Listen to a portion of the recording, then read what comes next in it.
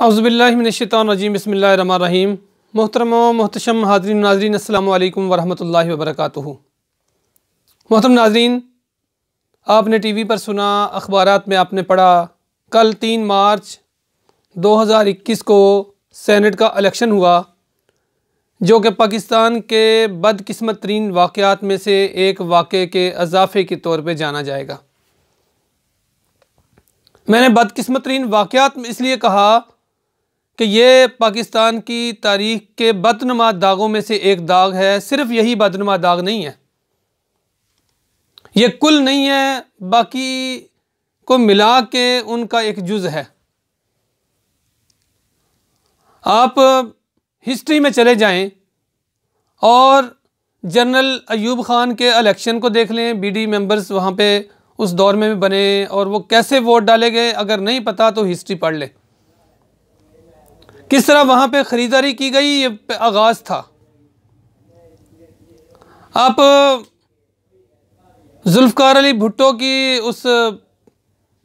उन मेंबरान का हाल पढ़ लें और उनको किस तरह वोट पड़े और किस तरह वो इलेक्शन हुआ, वो आप वाक़यात को पढ़ लें, आपको अंदाज़ा हो जाएगा। और इसमें जो आखिर की जो हदों को क्रॉस किया वो नून लीग ने किया। जो छंगा मांगा के जंगलात और छंगा मांगा की जो सियासत थी वो आप सबको पता होगा वो किस तरह हुई। यहाँ से लोगों को पकड़ना और उनको छंगा मांगा लेके जाना और वहाँ उनसे हलफ लेना और उसके बाद अपने मेयर मुंतखब करवाना, ये सारी पाकिस्तानी तारीख़ के बदनुमा दागों में से दाग है। और इमरान खान साहब तो नारा ही यही लेकर आए थे इंसाफ का। वो तो नाम ही तहरीक इंसाफ है, ये तो नाम ही तब्दीली का है, ये तो नाम ही यही था कि करप्शन को जड़ से उखाड़ेंगे। उन्होंने वाक़तन उखाड़ा जड़ से।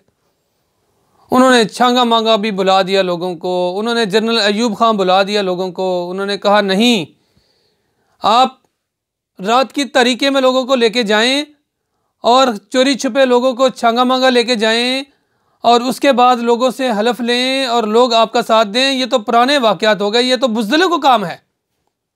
बहादुरी ये है कि आपका कार ख़ास हेलीकॉप्टर लेगा, हेलीकॉप्टर के अंदर लोगों को बिठाएगा, बिठा के उनको पैसे देगा, किसी को लालच देगा, किसी को वजारत का लालच, किसी को मशीर बनने का लालच, किसी के भाई को टिकट देने का लालच, किसी की बीवी को टिकट देने का लालच, किसी को मखसूस नशिस्त पे उसके अजीज़ो क़ारब को लाने का लालच देकर उनसे वोट ख़रीदेगा और फिर इसकी बुनियाद पे मरकज़ में हुकूमत बनेगी। ये कौन सी बात है कि आप रात की तरीके में लोगों को लेके जाएं, आप दिन के उजाले में लोगों को लाएं। और फिर ऐसा हुआ। और फिर यही बात नहीं है कि मरकज़ में आपने हुकूमत बनानी है तो ये काम आपको ज़रूरी है कि आपको MNA चाहिए। नहीं, आपको वो फाइनेंसर्स भी चाहिए जिसकी बुनियाद पे आपका निज़ाम चलना है। लिहाजा कोई बात नहीं, जहांगीर तरीन MNA बना नहीं बना नहीं ना सही, हमारे पास ऑप्शंस मौजूद हैं। हम उसे कोई ना कोई ऐसा काम दे देंगे जिससे वो कमा लेगा।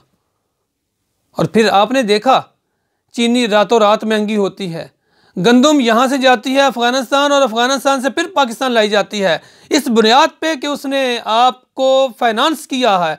इसलिए ज़रूरी है कि आप उसको सपोर्ट करें, उसको फाइनेंशियली आप स्ट्रॉन्ग करें। एक फाइनेंसर ऐसा भी है जिसका नाम इस वक्त बड़े धड़ल्ले से वो बातें करता है, उस्मान डार जिसका नाम है, वो भी फाइनेंसर है। और उसकी हालत ये है कि उसके सामने यहाँ पे सियालकोट के अंदर फैक्ट्री है VIP के नाम की। हाँ, खान साहब आए थे यहाँ पे, दौरे पे तशरीफ़ लाए थे। तो 1 किलोमीटर का एरिया बनता है, 1 से 1.5 किलोमीटर का एरिया तकरीबन बनता है, कैंट से लेके कैंट जो पलखू नाला वहाँ से लेके VIP फैक्ट्री तक। और ये रातों रात सड़क बनी। लेकिन वारे जाऊँ इनकी सोच पे और उनके ख्यालात पे और उनकी तब्दीली पे और इनके इंसाफ पे कि वहीं पे बिल्कुल नाक के नीचे जहाँ से ये सड़क बनी उसके बिल्कुल साथ आप देखेंगे तो वहाँ पे पता चलता है ये तीसरी दुनिया नहीं, चौथी दुनिया का रोड है। वहाँ पे अगर कौवा पेशाब कर जाए तो वहाँ पे पानी जमा हो जाता है, वो जोहड़ बन जाता है। उस रोड की ये हालत है, उसके इनको कोई फिक्र नहीं थी। यहाँ से तो शाही सवारी गुजरनी थी और इतनी ज़बरदस्त रोड बनी, कमाल रोड बनी कि वो रोड ठीक 1 हफ्ते के अंदर अंदर उसमें इस तरह दरारें पड़ गईं जैसे सेमज़दा ज़मीन के ऊपर दरारें पड़ती हैं। फिर सारी की सारी मशीनरी लाई गई, क्योंकि बादशाह का हुक्म है, हम बादशाह हैं। पहले अगर यहाँ पे बादशाह ख्वाजा आसफ था, फिर अगर बादशाह कभी फरदौस आशिक अवान थी, आज हमारा तोती बोलता है, आज हम जो चाहेंगे करेंगे। फिर आया अमला, फिर सड़क बनी। नाजरीन, तब्दीली का कितना ज़बरदस्त असर है कि वो सड़क अब तीसरी दफ़ा फिर टूट चुकी है। 1.5 माह के अंदर वो 1.5 किलोमीटर का जो सड़क का टुकड़ा है वो ये संभाल नहीं सके और पूरे मुल्क के अंदर ये तब्दीली लाने के लिए उठे हैं। वो मशीर है, उसे मशीर बना दिया, फाइनेंसर है। इसी तरह के और कितने लोग हैं जिन्हें उन्होंने कहा कोई मसला नहीं, आप अगर वज़ीर नहीं बन सके, आप अगर MNA नहीं बन सके, हमारे पास ऑप्शंस मौजूद हैं। मैंने फरदौस आशिक का नाम लिया, इसी हलके से हारी, सियालकोट से हारी, आज वो मशीर है। मरकज़ में कहीं मसला बना तो सोचा कि यहाँ पे कुछ और करना है, लिहाजा कोई मसला नहीं, हमारे पास सूबे में जगह मौजूद है। ये हफीज़ शेख जिनके मतलब ये इमरान खान साहब की तकरीरें देख ले, और भाई वज़ीर ख़जाना थे परवेज़ मुशर्रफ के दौर में, वो फ़र्द वज़ीर ख़जाना पीपल्स पार्टी के दौर में, और आज वो उस वॉशिंग मशीन से निकला है तो वो इस मुल्क के ख़जाने को ठीक करेगा। तो नाजरीन, ये सारे फाइनेंसर्स को मशीर बनाया। फिर यही नहीं, मरकज़ में सूबे में भी यही काम किया। तो नाजरीन, जब आप ये काम करेंगे तो आपके मुखालफिन आपसे ज़्यादा माहिर हैं, फिर इन्हें पता होना चाहिए।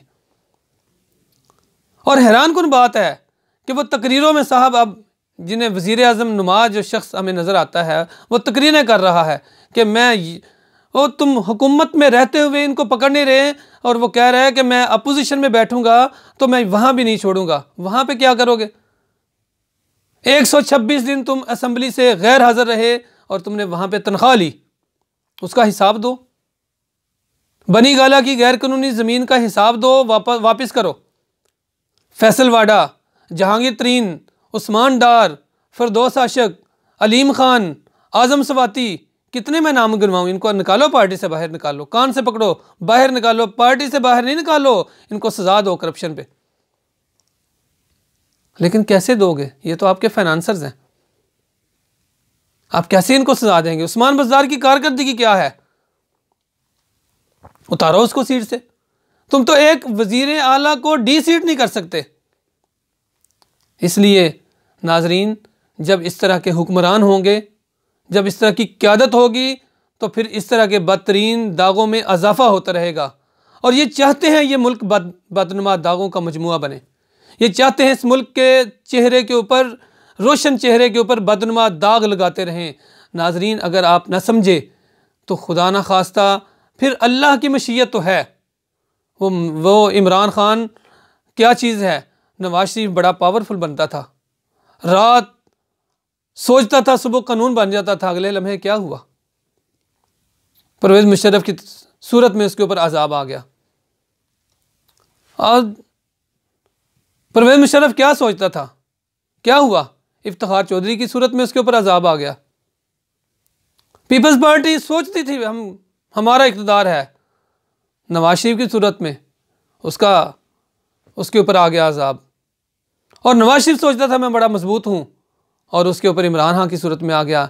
नाज़रीन, अगले अजाब से बच जाएं और अपनी इस्लाह कर लें, अपनी आखिरत बर्बाद न करें इन लोगों के लिए जो चोर हैं, उचक्के हैं, लुटेरे हैं, जानी हैं, शराबी हैं। ये सारे के सारे इस मुल्क के दुश्मन हैं। अगर हमने आज ना अपने आप को बदला तो कल हमें ये हमारी जो तारीख़ है हमें माफ़ नहीं करेगी। आइए अपनी आने वाली नस्लों को महफूज करें और अपने मुस्तकबिल का फ़ैसला ख़ुद करें। अल्लाह ताला हमें अपने हिस्से का काम करने की तौफ़ीक़